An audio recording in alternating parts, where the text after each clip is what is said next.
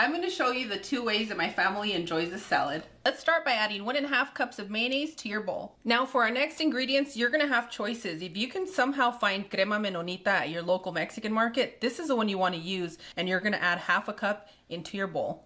Now if you don't have crema menonita, you can use sour cream. You can also use crema fresca or heavy whipping cream. You're going to add 1/2 tablespoon of black pepper, 1 teaspoon of salt, and you can always adjust to taste. The juice of 1/2 lime, and you're going to combine your ingredients. Add your chicken, 1/2 chopped onion. I like to use a can of all vegetables because everything's already cooked and soft and perfect with this salad.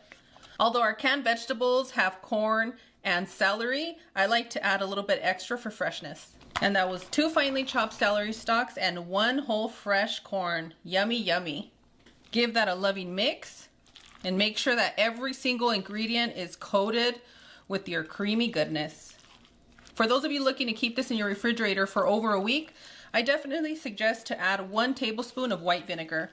And don't eat it right away. Make sure to keep it in your refrigerator overnight, and then you're gonna be set. Perfect, creamy, and delicious.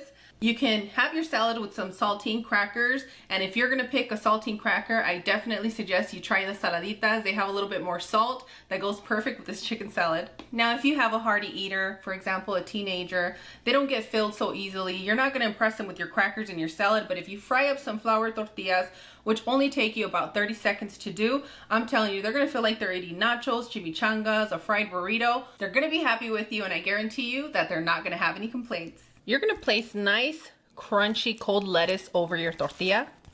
Lay your beautiful cold chicken salad right on the top. Some avocado.